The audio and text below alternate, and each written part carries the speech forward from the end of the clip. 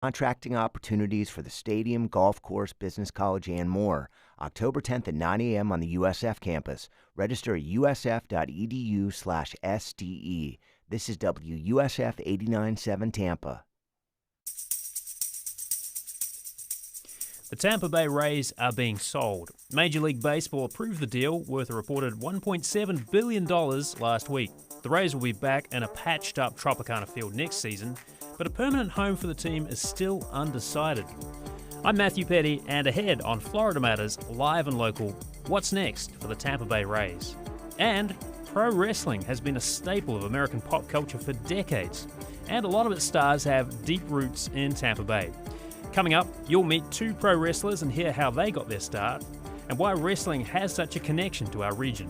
And we want to hear from you. If you're a fan of pro wrestling, what got you hooked? And what do you love about it? You can tag into the conversation by calling 813-755-6562, that's 813-755-6562, or email FloridaMatters@WSF.org. First, the news. Live from NPR News in Washington, I'm Louise Schiavone. President Trump is expected to meet with top congressional leaders at the White House today. Lawmakers are facing a critical deadline tomorrow to pass a temporary spending bill. NPR's Barbara Sprunt reports if Congress fails to reach a bipartisan compromise, the government could partially shut down at midnight. The meeting is somewhat of a redo. Top Democrats were supposed to meet with President Trump last week to negotiate a path forward and avoid a shutdown, but the president canceled that meeting. The Oval Office meeting today will come hours before the Senate is expected to vote on a House-passed continuing resolution to fund the government through late November. Senate Democrats previously blocked that from advancing. They want to negotiate with Republicans to address expanded Affordable Care Act subsidies that expire at the end of the year. Republicans are pushing to pass the stopgap bill first and then negotiate. Barbara Sprunt, NPR News, Washington. Israeli Prime Minister Benjamin Netanyahu is at the White House at this hour. He's expected to talk to President Trump about a potential framework to end fighting with Hamas in Gaza. NPR's Daniel Estrin has details on the reported shape of Netanyahu's plans. I spoke with a person briefed on the proposal who confirmed to me some of the main points. It calls on Hamas to release all 48 of its remaining hostages, living and dead, up front. And then it calls for a gradual process where a multinational Arab and Muslim peacekeeping force would enter Gaza and Israeli forces would withdraw. Now, this is a plan that Trump presented to leaders of Arab countries in New York last week. It is the most serious effort yet since Trump entered office to end the war and to chart a post-war future for Gaza. NPR's Daniel Estrin. After a stormy appearance at the United Nations last week, Israel is increasingly isolated after losing support from many previous nations aligned with its strategies. The FBI is leading the investigation into yesterday's deadly attack at a church in Grand Blanc, Michigan. At least 4 people were killed. 8 others were injured by a gunman who crashed his pickup into the building. Steve Carmody with Michigan Public has more. The attack took place during Sunday morning services at a Church of Jesus Christ of Latter-day Saints in Grand Blanc, Michigan, about 60 miles north of Detroit. 40-year-old Thomas Jacob Sanford allegedly drove his truck through the church's doors and began shooting, and authorities say deliberately set the church building on fire. Sanford died after exchanging gunfire with police. Reuben Coleman is the acting special agent in charge of the FBI Detroit field office. The FBI is now leading the investigation and is investigating this as an act of targeted violence. Authorities are not disclosing any possible motive behind the attack. For NPR News, I'm Steve Carmody in Flint, Michigan. The Dow is down 78. This is NPR News. Support for NPR comes from NPR stations. Other contributors include Fisher Investments. Fisher is committed to helping clients stay on track to reach their financial goals and enjoy a comfortable retirement. FisherInvestments.com. Investing in securities involves the risk of loss. You're listening to WUSF 89.7. I'm Craig Kopp. St. Petersburg Mayor Ken Welch says a pending sale of the Tampa Bay Rays is a positive development. Last week, Major League Baseball approved the sale to an investment firm led by Jacksonville developer Patrick Zalupski. Standing in front of Tropicana Field, Welch said he's ready to speak to the new owners. The team is obligated to play at the stadium through the 2028 season. Repairs are expected to be done around the start of the season next year. I think they'll probably have a future here beyond that, just given logistics, even if they do want to move. So we're looking forward to having a conversation with them about what their priorities are, what ours are. After last year's hurricanes, the Rays backed out of a deal to build a $1.3 billion stadium as the centerpiece of a massive redevelopment plan. Welch said that project will move ahead with or without a new stadium. Meanwhile, outgoing owner Stuart Sternberg wrote an open letter to fans before yesterday's final game. He says he's perfectly comfortable that Zalewski will keep the team in Tampa Bay. You can see what else he had to say at WUSF.org. U.S. Immigration and Customs Enforcement has awarded Florida tens of millions of dollars for border enforcement. ICE Deputy Director Madison Sheehan came to Tallahassee Friday to announce that news alongside Governor Ron DeSantis. Today we're here to announce a historic agreement with the state of Florida. Local law enforcement across the state will share more than $10 million. State police get more than $28 million. Governor DeSantis says that's just the beginning. We have a great working relationship with both the Trump administration writ large, but particularly DHS and ICE, and they're doing what they said that they would do to be able to support all these agencies. And so the mission continues on this. I think we've got a lot of momentum. Florida's been a leading partner with the Trump administration on immigration enforcement. I'm Craig Kopp, WUSF News. When you sign up for WUSF's Wake Up Call newsletter, you'll be connected to what's happening. Local news, weather, culture, and events. Sign up for your wake-up call at WUSF.org. Limelight Theater in St. Augustine is the ancient city's premier regional theater, offering exceptional entertainment year-round, with support from the St. Johns County Tourist Development Council. Details at limelight-theater.org. You're listening to Florida Matters Live and Local, broadcasting from the doctors Lorraine Rubis and Neil Frankel studio at WSF. I'm Matthew Petty. Welcome to our very first show. It's a little different from what we've done in the past. We're coming to you live, and we're hyper-focused on local news and stories, and we'll hear from you throughout the show. Today, we're talking about the uncertain future of the Tampa Bay Rays. We'll be taking your calls soon live at 813-755-6562. That's 813-755-6562. If you've got a question or comment, you can also email us at FloridaMatters@radio@WSF.org. Well, Rays fans, do you remember this moment? Major League Baseball is here to stay right here. And that was Tampa Bay Rays owner Stu Sternberg 2 years ago this month, proudly declaring that he and the team would stay put in St. Petersburg for the long haul. But a lot has happened since then. Plans to build a brand new stadium in St. Pete unraveled, and Hurricane Milton tore the roof off Tropicana Field. And now, Sternberg, owner of the team since 2004, will finalize the sale any day now. The $1.7 billion deal hands the franchise to a group led by a Jacksonville developer.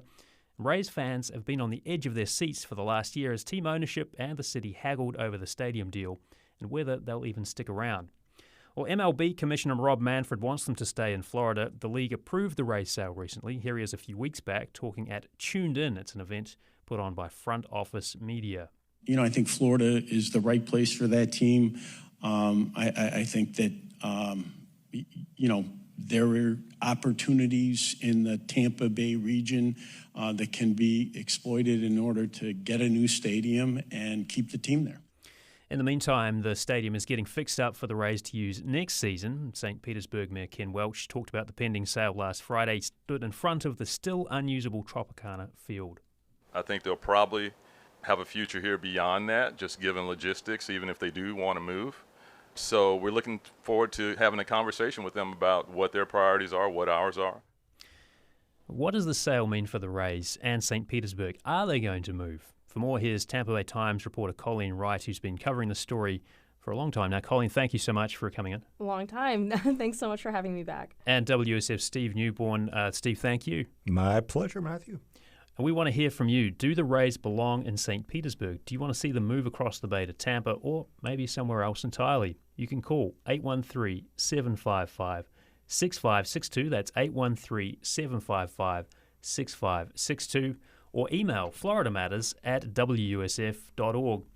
Well, Steve, I mean, the latest twist in the saga is, of course, the team getting sold. Just remind us who's buying it. Right. So this is being headed by a Jacksonville developer. His name is Patrick Zalupski. He's got a contract pending to buy the Rays for $1.7 billion. That's probably going to be finalized this week.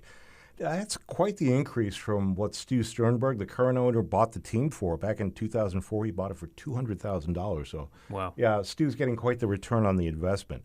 And he's got a bunch of deep-pocketed investors with him as well. One of them is one of the members of the Orlando Dreamers project. They were a group that wanted to bring a major league team to Orlando. Yeah. So there's some a lot of big money flowing around. Interesting theories about the about their involvement as well. We heard a little bit from Ken Welch. I mean, he talked about the sale of the team. Like, what's your sense of how he feels about this? Well, Welch said he's washing his hands of the Rays. He did not have the best relationship with Stu Sternberg. I think Colleen can back me up on that one. And he is planning to go ahead with the massive redevelopment of the Tropicana Field site, the historic gas plant district, with or without a stadium. So I think Welch is basically he's gonna plow ahead, and I think he's pretty much done with them. That's my take. Yeah, seems to be washing his hands of it. Just a note, I think you might have. We might have heard the figure 200,000. I think it was 200 million for the I'm sorry, team. 200 million. Yes, yeah, that would put him a heck Still of a deal, right? a massive increase in the price there. Colleen, I mean, it is a big number, $1.7 billion. I mean, that's the kind of rough figure, but it doesn't include a stadium. So what gives? It sure doesn't. And that is something that obviously is kind of like the whole point here is how do you go from 200 million to 1.7 billion, and then you'll probably have to shell out more for a stadium. That is an open end. Rays current owner Stu Sternberg said in his letter yesterday, saying that he trusted Zalupski's group to get the deal done. But wherever they land on, and there are a few options, and we can talk about those, they'll probably have to chip in all in like $1 billion on their own to on top of all this. And by the way, 1.7 billion, that's a reported figure. I'm sure we'll probably know the ins and outs. Maybe it's something a little bit around that. But yeah, it certainly is a steep price for a franchise without a home. Yeah. The number to call if you've got some thoughts, questions about the potential move of the Rays or the sale of the team at least is 813-755-6562. Let's go to the phones. I think we've got Jade on the line. Jade, you're on the air. Hi, Matt. I had a question. My father was a Brooklyn Dodgers fan, and he's still sore that they left and went to L.A. And with the low attendance, not only this year, which is only worse than the A's, and it's been like this for 4 or 5 years. Don't you think it's that the current owner sees the fact that Tampa is not a sustainable place to keep the team, and he doesn't want to be the villain who is the one that actually moves it, so he's just passing the buck and cashing in his chips?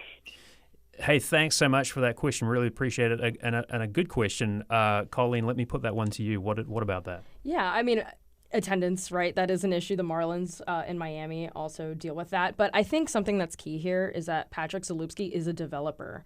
And from what we know in my conversations with people like, for example, Hillsborough County Commissioner Ken Hagan, who has kind of made it his life's mission to bring baseball over to Tampa, he said that wherever the stadium goes, there needs to be development around it. And that could possibly be seen as subsidized, maybe subsidizing or making the math pencil out for that team, and maybe kind of creating like a 24/7 destination. We saw when the ballpark was going to just be rebuilt right on the Tropicana Field site that they were going to make the historic gas plant district around it, and the inspiration for that was kind of like the Battery, which is where the Atlanta Braves play. It's kind of like a live work play. You've got condos and apartments and entertainment, restaurant, shops, etc. So, right, so mixed use in every sense of the word. Mixed use, yeah. And I'm thinking that's probably going to have to factor in. So they're looking for something like that, and maybe that would help with attendance woes. Certainly a roof would, because I think while a lot of people think baseball should be played outside,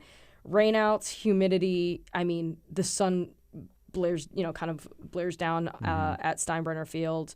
Maybe that'll factor in, maybe it won't. I think some people thought that being in Tampa is kind of like a test case for seeing if people would come. Yeah, but the weather is tough. Really right if you're just playing in a temporary stadium. So what about that, Steve? I mean, how did that season go at Steinbrenner Field? Well, they were averaging about 9,000 fans per game. Then the stadium holds about 10,000. So that's not bad. But I got a couple of tales here. I went to a game back in April. Beautiful weather, right? Spring was gorgeous. This is the way baseball should be played, right? Just before you get into it, we should clarify for people who maybe aren't paying as much attention to this, Steinbrenner is where the Yankees kind of practice, right? It's their rehearsal field. Right, yeah. The Yankees were nice enough to let the Rays use their minor league team, the stadium, for this season. And they're supposedly going back to the Trop. So that was a great game, but I went to another game in the middle of the summer, and I've never been so hot in my life. I mean, I've been to places like Death Valley, and this was a match for that. I'm not joking. And it got rained out halfway through. It didn't get rained out. It was a rain delay, and they herded everybody underneath the covered concession areas. And the last game I went to, this is after they were already out of the playoffs, I managed to get tickets for $12. Wow. That's unheard of for a major league team, right? So it's Death Valley, but it's $12, so it's a steal. It wasn't as hot, thankfully. It was a night game. And, we moved halfway through. We moved 10 rows behind the dugout. And, and there were maybe 5,000 fans in the stadium. So you got to wonder, is Tampa the answer to their attendance woes? It's a big question. It's a big question. It's also kind of complex, right, Colleen, because there's not just a baseball team kind of in play here. There's also the Rowdies, the professional soccer team. So what's going on with that? Yes, the Rowdies are part of the sale. The Rowdies play in the United Soccer League. They're currently in downtown St. Petersburg on the water at Al Lang Stadium, which is actually a spring training destination in St. Petersburg. It's been around for like 100 years. That's interesting where the Rowdies will go. They could, one of the sites, for example, let's back up. One of the sites that the new owners of the Rays are looking at is Ybor Harbor, which is the Darrell Shaw development that's kind of near the Port of Tampa. And Darrell Shaw kind of earlier this summer said, okay, we're going to bring the Tampa Bay Sun, which is a women's soccer team there. And then I think it was the next day or the next week, the news broke about the Rays sale, or the Rays were going to be sold to, or potentially going to be sold to the Zalupski's group. And now there's some talks of the Rays too. And is there enough space for the Rays to have a baseball stadium and for the Sun and the Rowdies? Who knows, but the Rowdies are part of the deal. At the same time, St. Petersburg Mayor Ken Welch wants to redevelop the waterfront right there in St. Petersburg, kind of where the Mahaffey Theater is, where the Dolly is, and kind of create this cohesive center for the arts. And original plans, and these are just visioning plans, nothing specific, but it actually tore out Al Lang Stadium to put an amphitheater. So that's kind of another moving piece in this, is where would the Rowdies go? They are part of the deal. Yeah, okay, so lots of moving parts, a lot of questions about whether moving across the bay to Tampa, as they've been playing temporarily at Steinbrenner Field, is the way to go in a new stadium, but lots to watch. We've been speaking with Colleen Wright, who covers this story and many others for the Tampa Bay Times. Colleen, thank you so much. Thank you. And WSF Steve Newborn, thank you as well. Thank you, Matthew. You're with Florida Matters Live and Local. Well, coming up, we're talking about something with all the drama, spectacle, and suspense of baseball. And just like baseball, the fans watch every move their heroes make when they're in the ring. But the action is scripted. We are talking about pro wrestling. Wrestling has deep roots in Tampa Bay, so why is that? We'll talk about the history. You'll hear from some homegrown wrestling superstars. And if you're a fan, we want to hear from you. What got you hooked? Call in. We're at 813-755-6562. That's 813-755-6562. Send an email to FloridaMatters@WSF.org. You're listening to Florida Matters Live and Local. More to come after this.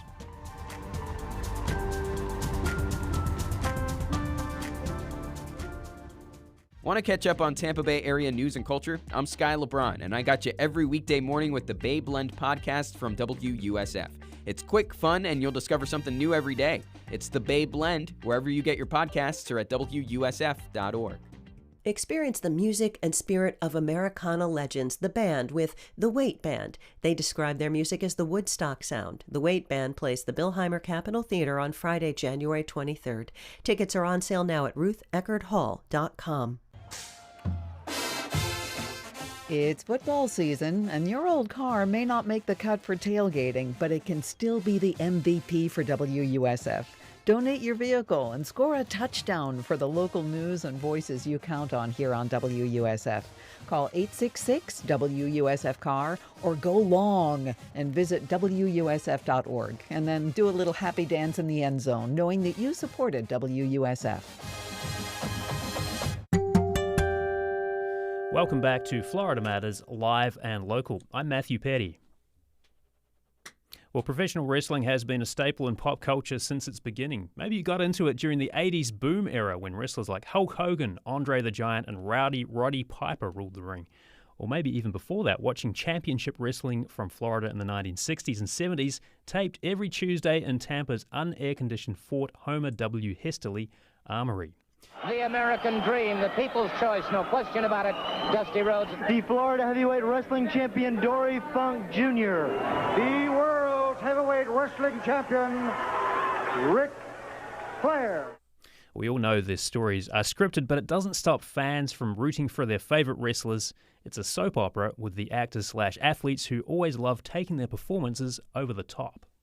You know something, Golden Soley, I told you when I invaded the great state of Florida, I came down here for one reason and one reason only. It's for money. Well, pro wrestling has a big following and deep roots in Tampa Bay. Why is that? Here to talk more about pro wrestling and its place in Tampa Bay, WWE star Titus O'Neil, a.k.a. Thaddeus Buller. Titus, thank you so much. Thank you for having me. And Jody Simon, he started wrestling in Tampa's sweaty and smoke-filled Armory, as well as in Japan and in World Championship Wrestling, I should say, WCW, which once rivaled WWE as Joe Malenko. Joe, thank you. Well, I should say, Jody, thank you so much for stopping by. Thank you for letting me come by.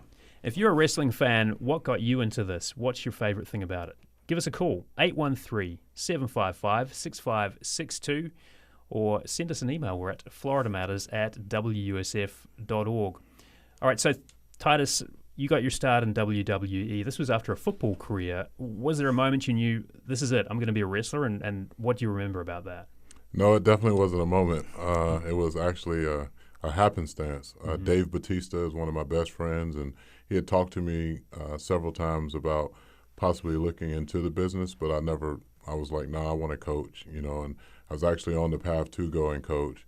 And one day I was picking up a pair of shoes at Britton Plaza in South Tampa, and I had a taste for some jerk chicken. And right across the store, as I was pulling out of the lot, right across the street, I see this black and gold building, FCW, which is where Dave had been trying to get me to go and check out. And I picked up the phone. I said, Dave, is this the place that you've been trying to get me to come to? And he said, yeah. And I said, I think I'm going to poke my head in the back door and see what it's about. And he said, yeah, ask for Steve Kern or Dusty Rhodes. And I was like, Dusty Rhodes, like the American Dream Dusty Rhodes? And he was like, yeah, he helps with the character development and stuff like that at FCW. And so I walked in the back door, and the sign plain as day said FCW and WWE employees only, and I kind of disregarded that. And later that night, they had TV that night, and so Dusty and Steve were not there, so I ended up picking up my kids, coming back to the show, watched the show, and spoke with Steve and Dusty afterwards. And 15 minutes on the car ride home, John Laurinaitis gave me a call and said, hey, we want to give you a tryout, 3-day tryout. I tried out he asked me what kind of shape I was in. I was like, I've never wrestled a day in my life, but I worked out or whatever. And he said, well, can you be here tomorrow? And I was like, tomorrow? And so this was like a 24-hour turnaround. Yes, and literally the next day, I dropped my kids off to daycare, took them, and went up. And it was the hardest workout I've ever done in my entire life. I mean, people talk about football or basketball or whatever, but wrestling was definitely hard. Learning how to take a bump, I was bruised with running the ropes and everything. And 2 weeks after I walked in that back door, I signed a WWE contract, and that was in 2009. And so you watched wrestling a bit? I watched it my entire young adult life, and middle and in college too. Did you sort of go into it thinking, okay, I haven't done this before, but I've seen enough of this to know what's going on? I definitely thought that it was something I could just kind of hop into. I thought, I'm pretty athletic. I can get into it. I'm strong. This and that. it doesn't matter how athletic you are, how strong you are. It really is about having all the components of learning how to tell stories. Mm-hmm. You know, in football, we're telling stories, but we're part of a story. We're not telling that story, and the announcers and people are telling that story. It's the only sport that I can say that the performers are actually literally telling stories, and so that for me was a transition. You know, everybody can do a arm drag starting off. Everybody can do a body slam starting. It's a body slam from Jody and a body slam from me is the same move. It's probably, how he probably does feel it. a little different though, I imagine, No, for the recipient. We hope not. Yeah, we hope not. Yeah. So, but it looks different, and but it definitely should not feel different to our opponents. And so, understanding psychology is something that's a forever growing and learning process. Wrestling is one of those things where you can never say you know it all, because there's always just so much to learn. And the psychology of being a good guy, psychology of being a bad guy, psychology of ring awareness, where you need to be at, camera angles. You know, we go to Northeast. If I'm a bad guy and I'm in the Northeast, I'm actually a good guy. They're going to cheer me like crazy. So you're just making that adjustment. Being a heel versus being a baby face in certain markets. Okay, we got to get into some of this terminology in a bit. Yeah. Just want to remind folks, you're with Florida Matters Live and Local. We are talking about pro wrestling and its place in Tampa Bay. We're with WWE star Titus O'Neil, a.k.a. Thaddeus Bullard, and Jody Simon, who retired from professional wrestling in the late 1990s. He wrestled as Joe Malenko. If you're a wrestling fan, we'd love to hear from you as well. What got you into wrestling? What is it that you like about it? Is it the stories? Is it the athleticism? Give us a call. Let us know. We're at 813-755-6562. You can also email FloridaMatters@WUSF.org. Okay, Jody, so wrestling was in your family, right? Yes. Tell me a little bit about your dad. I heard he was known as quite the heel, and your brother, so you were kind of born into this in some ways? Yeah, we sort of had no choice. Although my dad really just created opportunities. He didn't push us, he just created opportunities, and it was us. You know, it was up to us to take advantage of them and move forward in the business. I chose to do other things. I wrestled a little bit. My brother chose to be part of the business full out for the rest of his life. He's still working for AEW. So that was my path, and I was part of. He started in the 50s. He went through the 60s. He was Florida Championship Wrestling from Florida. Back, him and Eddie Graham had a 10-year run, which was one of the, arguably or inarguably one of the greatest runs of opposition that ever happened here in the States. And they drew amazing crowds and made money, and it was just an awesome time. He was kind of a cultural phenomenon too, your dad. Like I was watching some old footage of a mattress commercial where he gets in the ring and literally wrestles a mattress. Yeah, he did, and the mattress beat him. I was telling somebody the other day. I said, so can you imagine? Here, I was at Jesuit High School. I'm a young kid at Jesuit High School, and my dad's commercial was him getting beat by a mattress, Badcock mattress. I took a lot of ribbon for that one. Okay, so we're talking pro wrestling in Tampa Bay. You can get in on the action too if you want to give us a call. We're at 813-755-6562. You can send us an email at FloridaMatters@WUSF.org. With us is Jody Simon. He wrestled in Japan and in WCW as Joe Malenko. Also spent a little bit of time in Mexico before that too. And we're also with WWE star Titus O'Neil, a.k.a. Thaddeus Bullard. If you're a wrestling fan, just tell us your stories about wrestling. Love to hear what you think about it and what keeps you hooked on it. 813-755-6562 or email us, FloridaMatters@WUSF.org. You're listening to Florida Matters Live and Local. Much more to come after this.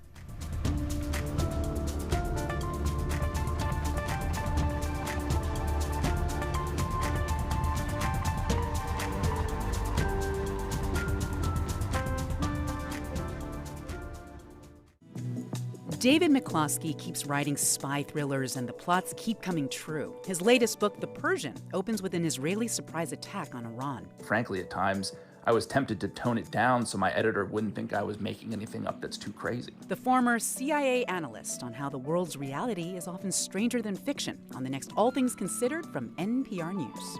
At 4 o'clock today on WUSF. Listener support powers WUSF. Funding also comes from Tampa General Hospital, the region's only academic health system, together with USF Health Morsani College of Medicine, TGH delivers groundbreaking innovation and life-saving care. For more information, visit tgh.org. Looking for a local getaway? You can spend your staycation exploring Florida's past at the Tampa Bay History Center. Open daily 10 to 5 on Water Street in downtown Tampa. Learn more at tampabayhistorycenter.org. Welcome back to Florida Matters, live and local. I'm Matthew Petty, and we're talking about pro wrestling and its place in Tampa Bay with WWE star Titus O'Neil, a.k.a. Thaddeus Bullard, and Jody Simon, who wrestled in Japan and done WCW as Joe Malenko. We want to hear from you, too. If you're a wrestling fan, is there a memory that sticks with you? Tell us about it. 813-755-6562 or email us at FloridaMatters@WUSF.org. Let's just take a little bit of a listen to some archival sound from Titus O'Neil. Wow, look at the power of Titus. Beautiful. Titus had the tights. Hey, man, I mean, a win is a win. Here is your winner. Make it a win. All right, we're going to get into this in a moment, Titus, but we do have some callers lined up here. Let's go to the phones. We've got Brett, I think, on the line. Brett, you're on the air. How we doing, guys? Hey, what's going on, man? Very good. Okay, so what's your memory of wrestling? What is it that excites you about it? Oh my goodness! So my dad watched it all as I was growing up. I hated it, to be honest with you, until I went to see a wrestling performance live. It was so life changing. All I can say is it's great for the youth if you can get a young kid into it or get them to a performance. It's honestly life changing. It was one of the most positive, funny, awesome experiences. Watching you guys perform, the choreography, everything was just, I was laughing for over an hour and a half, 2 hours, just really thoroughly enjoying it. Hats off to you guys. You guys are true athletes and very talented. Thank you. Brett, thank you so much for that. Really appreciate your call there. Let's get another call in here if we could as well. We've got, I think, Ann on the line. Ann, you're on the air. Hi, y'all. Thanks for bringing this great subject to the air. For sure. I'm a huge fan of wrestling. I grew up with two brothers and a dad who was a Marine Corps lieutenant, so we would watch it all the time back in the 70s. And when my brothers would get into it, he'd say, "You know what to do. Get on the floor and wrestle it out." And so my brothers would, one of them would be Dusty Rhodes and one of them would be Ric Flair, and they'd play the part and duke it out and wrestle it out. And fast forward, after the good old Robarts arena days, it had been, 20 years since I watched wrestling. And one night we came home from being out and Raw was on, WWE and Raw was on. And I was like, oh, come on, we can't still be watching this stuff. Boy, I got hooked all over again. And it's great to see the women coming in and the fitness levels of these athletes. So keep it going, guys. And thank you so much. Really appreciate that call as well. You can call in as well if you've got a story to share or a question for our two guests, 813-755-6562. Email us at FloridaMatters@WUSF.org. We're with Titus O'Neil, a.k.a. Thaddeus Bullard, and Jody Simon, who wrestled as Joe Malenko on Florida Matters, live and local. So a couple of things there. Both of our callers mentioned the athleticism, and that's something you brought up, Titus. I mean, is that something that caught you a little bit by surprise when you went into it? Were you expecting the amount of kind of athleticism that you had to put into the role? Oh, definitely. Instantly gain a greater appreciation for the art of wrestling. Yes, you can run and play football, you can play basketball, but it is something about having to do things inside of a 20-by-20 ring and be so precise at certain things, and just catching people, off the top rope, the timing, the timing of being in the right place at the right time, because everything is a split second away from, one of us not making it home safely to our family. So being able... So you had that sort of notion of danger, even though this is scripted, you're like, okay, something could go wrong here if we don't get it right. Yeah, I mean, I think even with Jody, I'm sure the locker room usually shared, the same sentiment. Hey, just get me home to my family. Mm-hmm. I just want to get home to my family. Huh. Because it literally, I mean, when you're taking objects into account, tables, ladders, chairs, some stuff is so unpredictable. You can land a person a certain way, and even though it's an accident, that one way or another could end up someone in the hospital. Mm. And so safety is definitely, and preserving your opponent's body and protecting your opponent's body is definitely at the top of the list. And in football or basketball or whatever, it's complete opposite. Like, you want to dismantle the person in front of you.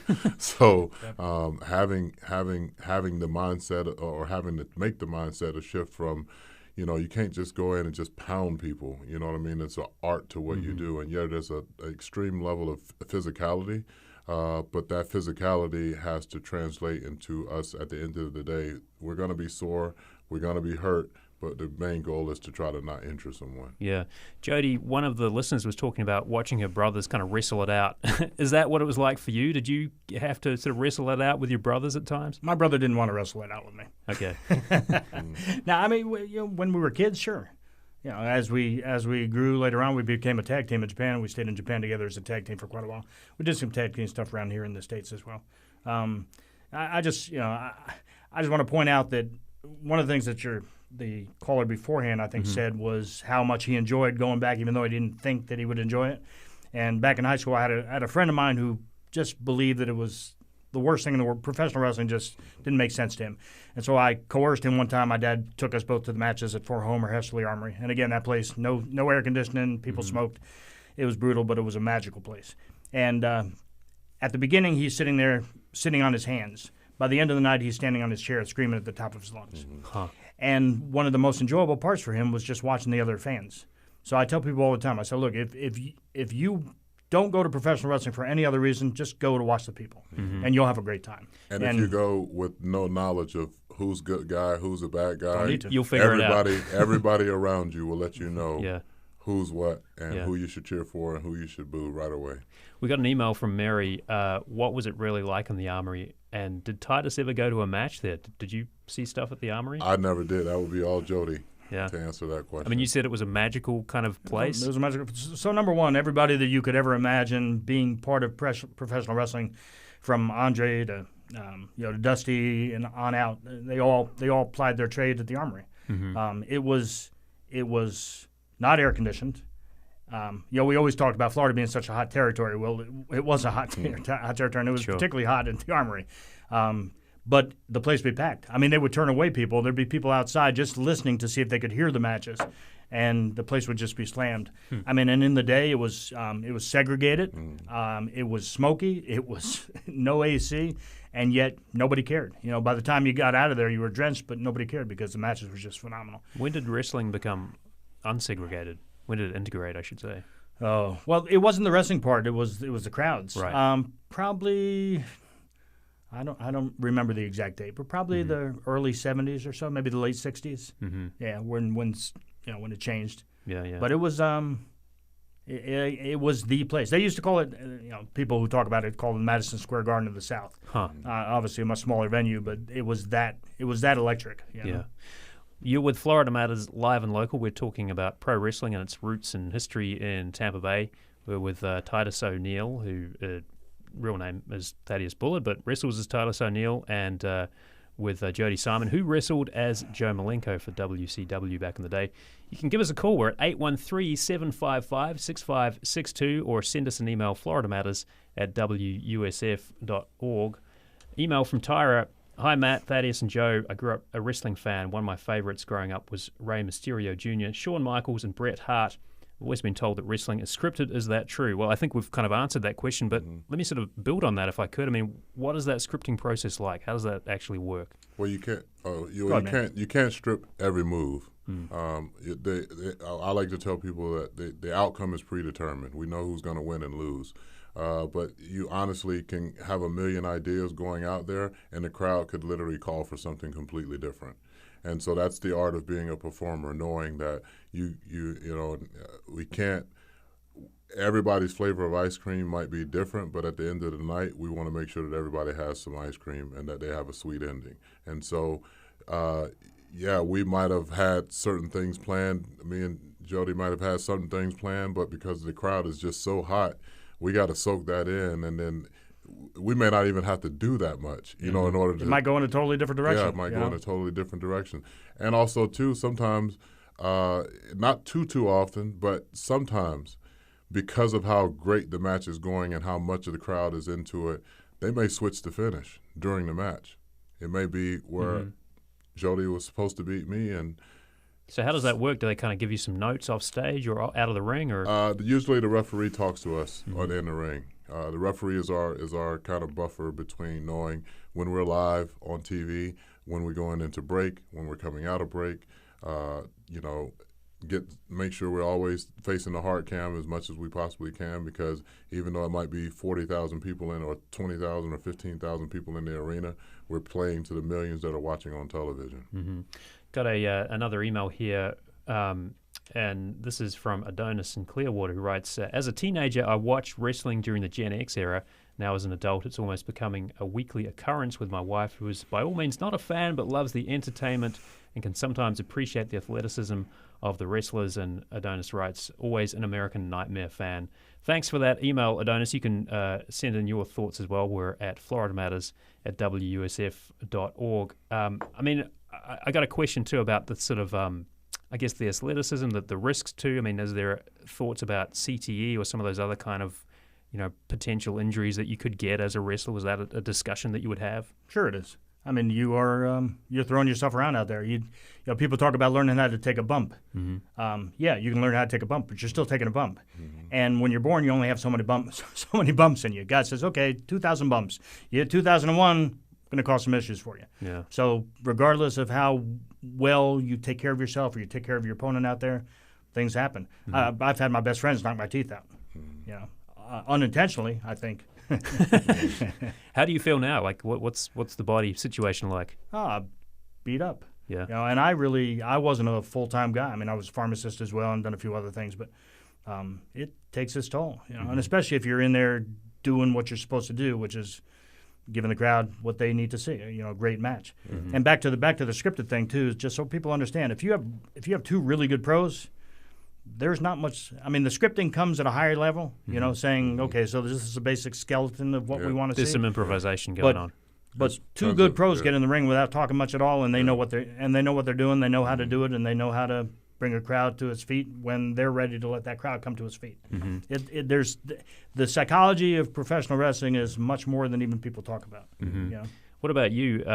It's been a while since you were in the ring, right? So how are you sort of feeling physically? I mean, I feel it. You know, I definitely take care of myself, but I played football since I was 7 years old, played basketball, running in the streets as a kid, playing throw 'em up and blow 'em up, getting my body's been through a lot. But I think, you know, also with wrestling alongside the bumps, the thing that really beats you up is your travel.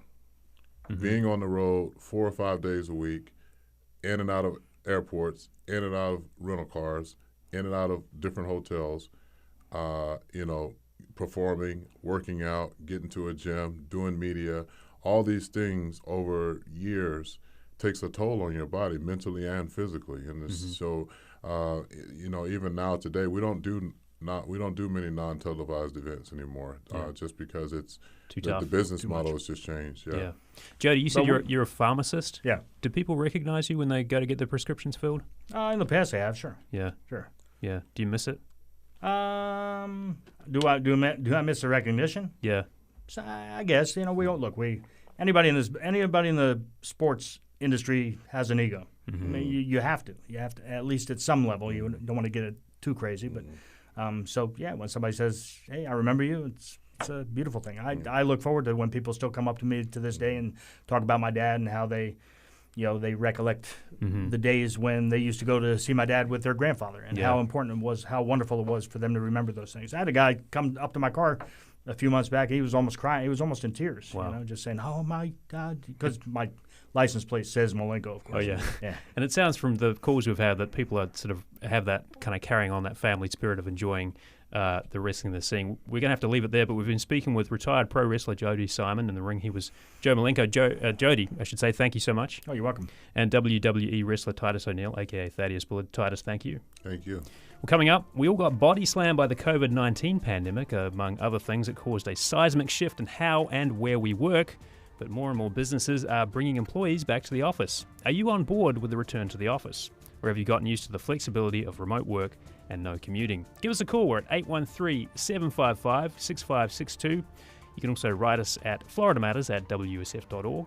You're listening to Florida Matters live and local. More to come after this. I'm Peter O'Dowd. Even though violent crime is down in most American cities, some local officials say they could still be safer, and some want help from the federal government, just not a complete takeover. We'll hear from the mayor of Tampa, Florida, next time on Here and Now.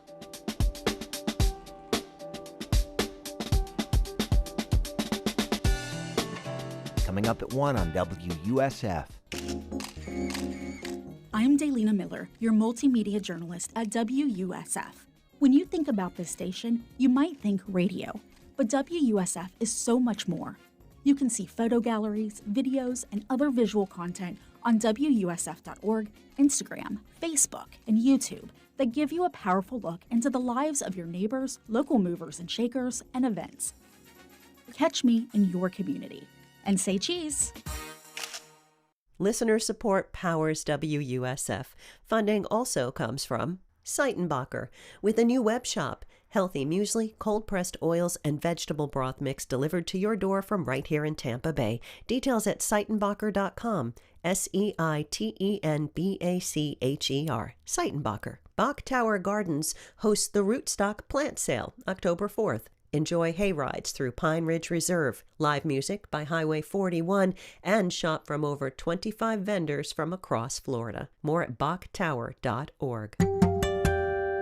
Welcome back to Florida Matters, live and local. I'm Matthew Petty. Remember when the world shut down during COVID? If you had a job that could be done remotely, you had to figure out how to do that. Zoom became part of the whole work routine, but it wasn't always easy. You may remember the lawyer who got stuck with a kitten face filter on during a Zoom court hearing. Can you hear me, Judge? I can hear you. I think it's a filter. It is, and I don't know how to remove it. I've got my assistant here. She's trying to, but I'm prepared to go forward with it. I'm here live. I'm not a cat.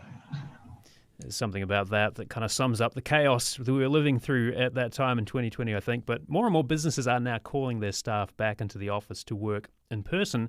And for more, we're joined by Abby Hall, Associate Professor of Economics at the University of Tampa. Abby, thanks for being here. My pleasure. So we want to hear from you as well. How do you feel about ditching remote work, if that's the case for you? Are you fighting for desk space or dueling with traffic on your daily commute? And what about finding childcare? What does getting back to the office mean for the greater Tampa Bay region? You can call 813-755-6562 or email FloridaMatters@WUSF.org. A lot of jobs, can be done remotely. We've kind of seen that play out over the last 5 years. What is the argument for getting back to in-person work? So I think there are a few different arguments that certainly businesses are making for getting back into the office. So you see lots of arguments about things like company culture and cohesion. And certainly there is something to be said for that about just things getting done when you're in the office. You happen to run into a colleague or just brainstorming sessions that can sometimes happen. But there are costs associated with that too. And primarily one of those costs, as you mentioned, is flexibility. And one of the areas where we're really seeing the impacts of that are on working families, particularly young working women. Mm-hmm. Yeah, so let's get into that in a little bit. But before we do, does getting back to the office mean kind of back to business as usual, or has the remote work boom kind of changed just how we work anyway? So I think that we're still working out exactly what this landscape of the labor force is going to look like post-pandemic. Because I know for a lot of us, it seemed like this shift to remote work was going to usher in this just new age of everyone working remotely because people thought no one is going to want to go back to the office after this. But we're not only seeing companies starting to push back against that, but we're also seeing that there are people who themselves as workers place a significant value on being in the office for various reasons. Mm-hmm. We're at 813-755-6562. If you've got thoughts about remote work, maybe you've had to come back into the office, maybe you're still on the remote schedule, let us know how you feel about it. You can also send us an email. We're at FloridaMatters@WUSF.org. You talked about childcare, right? So let's kind of unpack that a little bit. It's expensive anyway, even before the pandemic. It can be pretty hard to find. What did a switch to remote work in 2020 do to that whole kind of economy of childcare?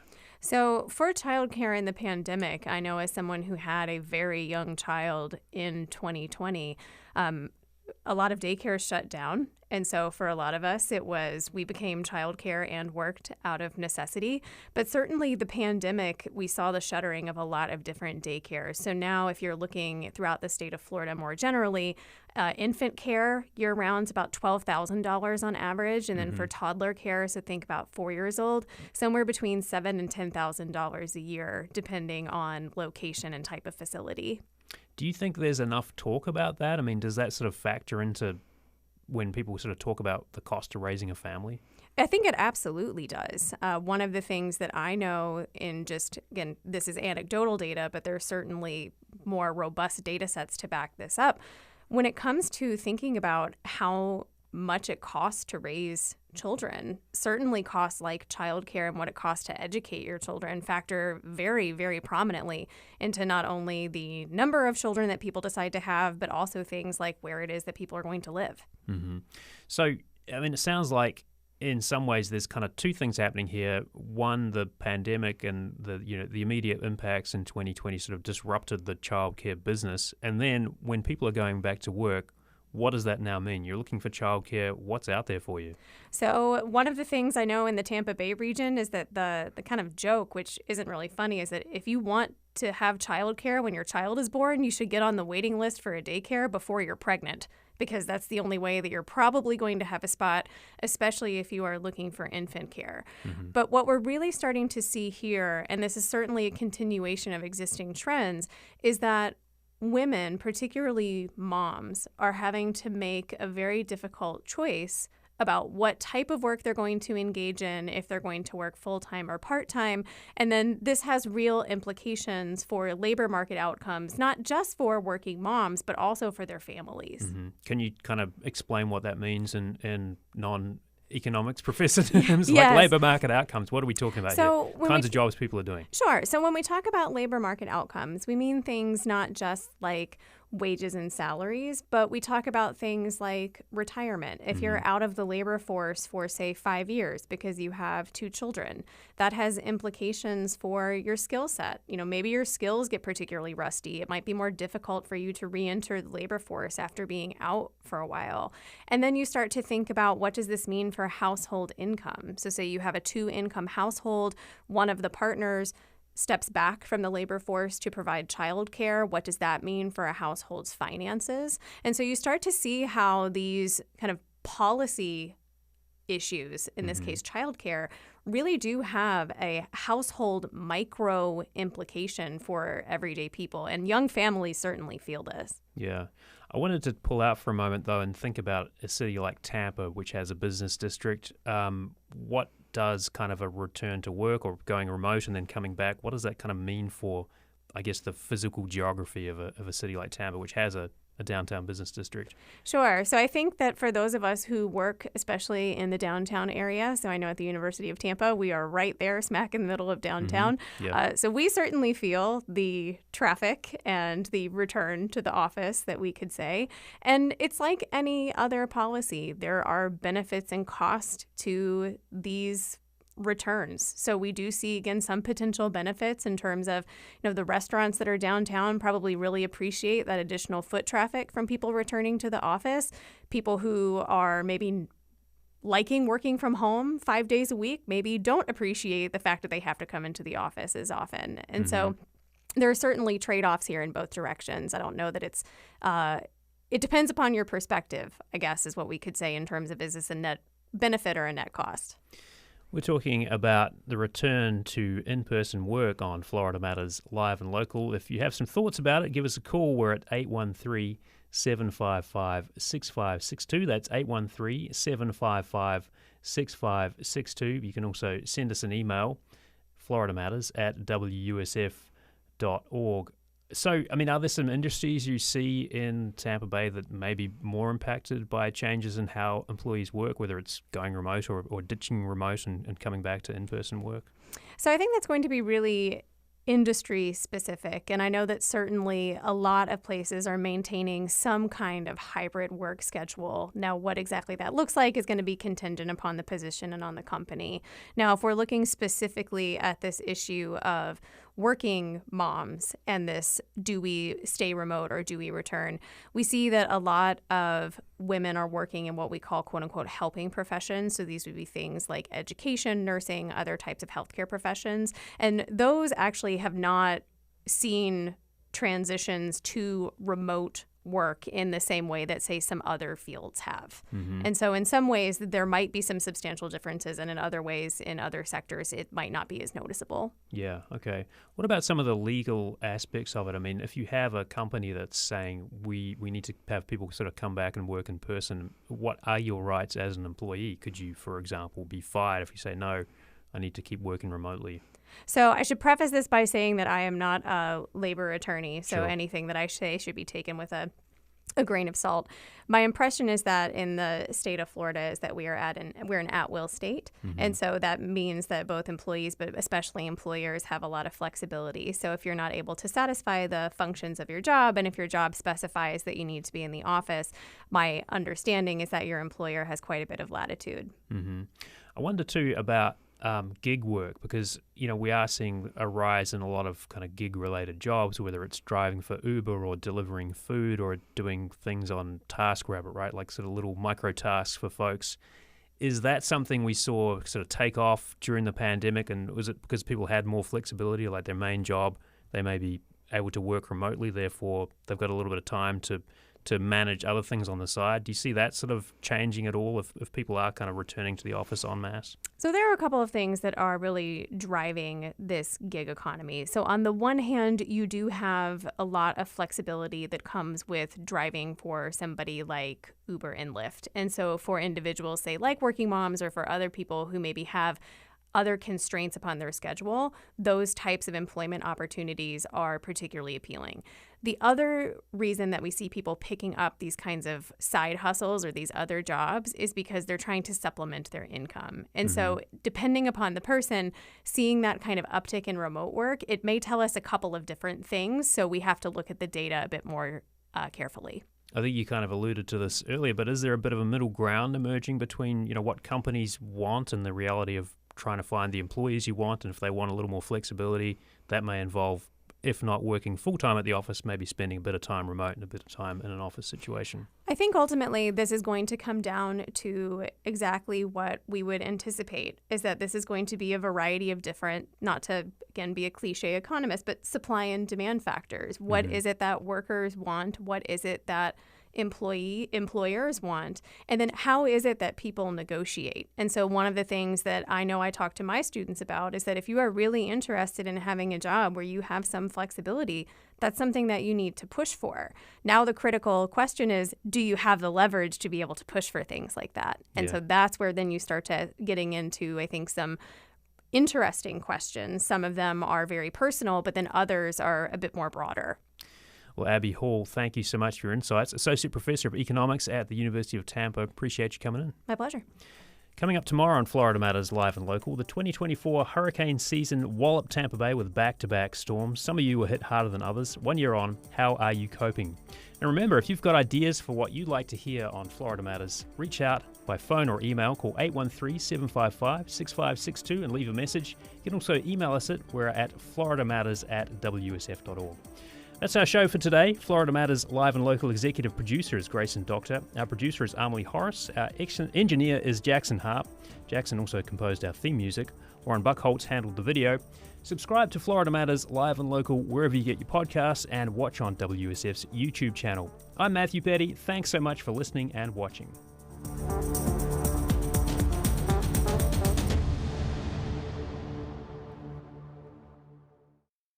At one time, at least 7 different species of humans roamed the Earth. The only ones left? us, Homo sapiens. Why our species survived and others didn't. Join us for that next time. You can hear the world on today at 3. You're listening to WUSF 89.7 Tampa, broadcasting from studios at USF Tampa and USF Sarasota Manatee. Support for